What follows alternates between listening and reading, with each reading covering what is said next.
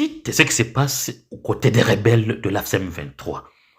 Les FARDC est en train de gagner vraiment le cœur de certains rebelles de l'AFC M23 ou bien de certains membres de ces rebelles du FC M23.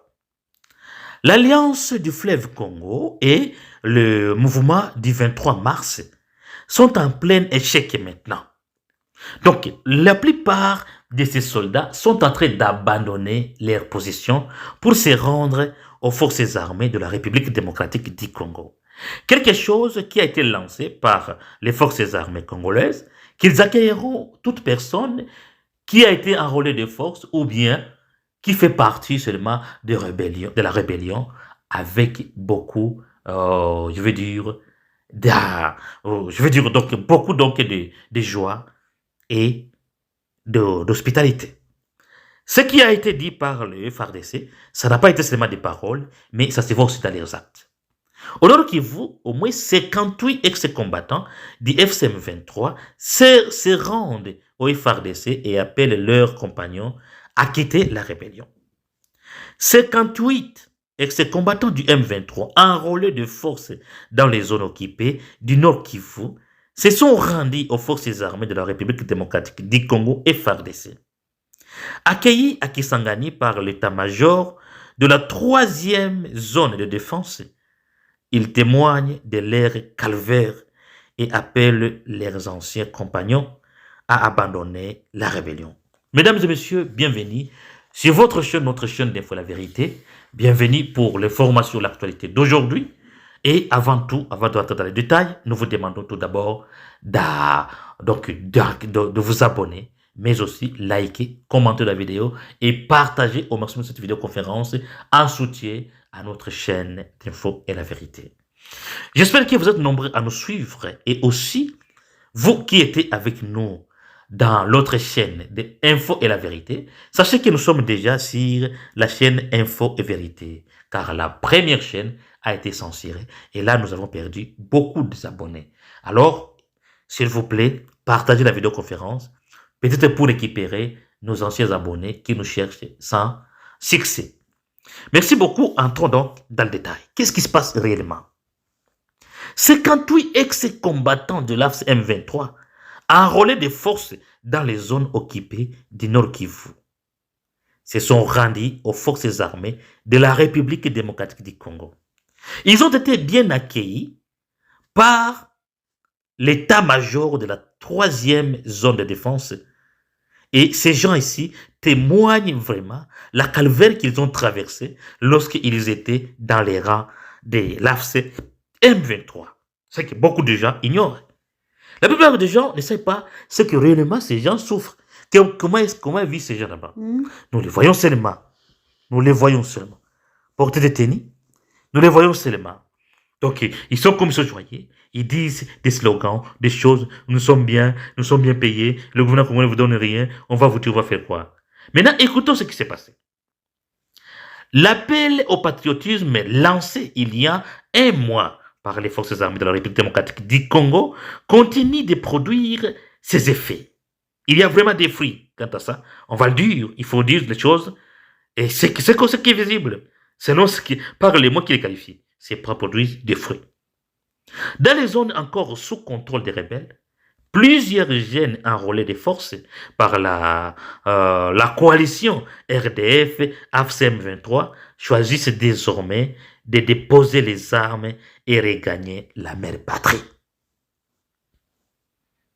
58 ex-rebelles se sont rendus volontairement aux forces armées de la République démocratique du Congo.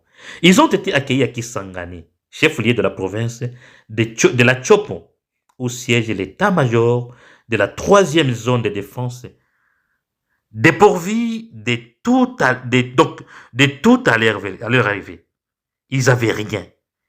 Ils n'ont absolument rien. Mais ces jeunes ont été immédiatement pris en charge par les autorités militaires. Un parmi eux témoigne sur ce qui est arrivé. Il dit, lors de la prise de Goma par les rebelles du FCM 23, J'ai été pris de force et envoyé dans leur centre de formation. J'ai passé 8 mois à Rumangabo. Je ne pouvais pas continuer à servir les rebelles ni combattre contre mon propre pays. J'ai accepté de mourir en chemin, mais je voulais revenir. Aujourd'hui, je demande à tous de venir car le gouvernement reçoit tout le monde. Confié Samuel Bahati Bienga, un ancien combattant du M23. Plusieurs d'entre eux décrivent des conditions inhumaines dans les cas rebelles, comme Justin Mastani, autre Randi, c'est un autre Randi, raconte aussi avoir vécu des véritables enfers. Il dit ceci: ils nous ont pris à Goma, puis mis en prison à Rutshuru. Ensuite, on nous a envoyés dans un centre de torture à Bunagana. Nous étions environ 7000 à transporter du sable et à construire des routes. 2 mois plus tard, seulement 3000 ont survécu. Les autres sont morts de faim ou sous les coups, témoigne-t-il.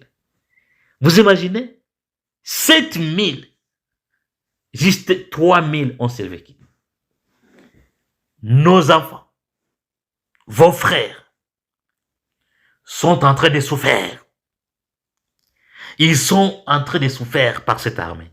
Ils sont en train de transformer les enfants des pays. Ils sont en train de créer un autre esprit de nuisance dans le cœur de nos enfants. Et comment rester calme? Comment ne pas vraiment agir? Mais nous savons que notre gouvernement, le gouvernement de la République démocratique du Congo, va agir à la demande du peuple. Les rescapés affirment avoir longtemps hésité à quitter le mouvement, par peur peut-être d'être exécutés par le FARDC à leur arrivée. Une crainte alimentée selon eux par les responsables du M23. Il dit, il faisait peur en disant que le FARDC allait nous tuer si on se rendait. Mais nous avons été bien reçus. Même ceux qui venaient du côté rebelle ont été accueillis avec respect, poursuit Justin Mastani. Mais parmi ces rendus, figure également Innocent Mahombi, un mineur congolais enlevé sur le chemin de l'école et formé par des forces au maniement des armes. Son unique souhait, selon lui, était de retrouver sa famille et de reprendre le chemin des études. Il dit ceci: les rebelles nous ont pris à l'école.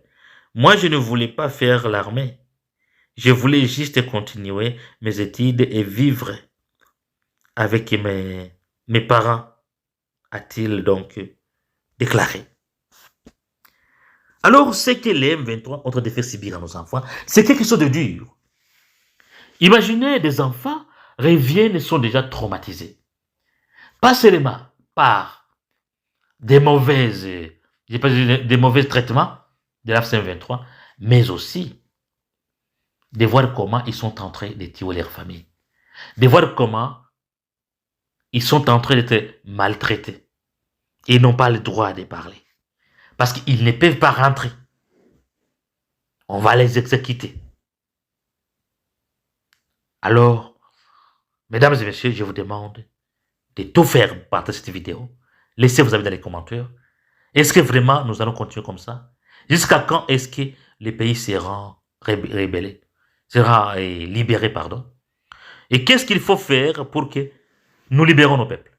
D'abord, mes félicitations à cette initiative que le gouvernement, le FARDC, avait prise de lancer l'appel à quiconque qui voudront retourner à la mère patrie, qui sera le bienvenu. Et merci parce qu'il a tenu la parole. Donc, le FARDC devient déjà une armée disciplinée qui tiennent ces engagements. Alors, pas la paire d'évoquer donc, ou bien de soutenir la RDC, soutenir l'armée congolaise, à continuer à faire beaucoup de pipes, à faire savoir que tous ceux qui sont là-bas dans l'AFC M23 sont encore les bienvenus dans notre chère patrie. Merci beaucoup, vous qui nous avez suivis. Merci beaucoup de laisser vos commentaires. Merci beaucoup de nous donner la place pour faire cette vidéoconférence. Merci aussi de nous avoir écoutés. Nous disons merci et à la prochaine vidéoconférence.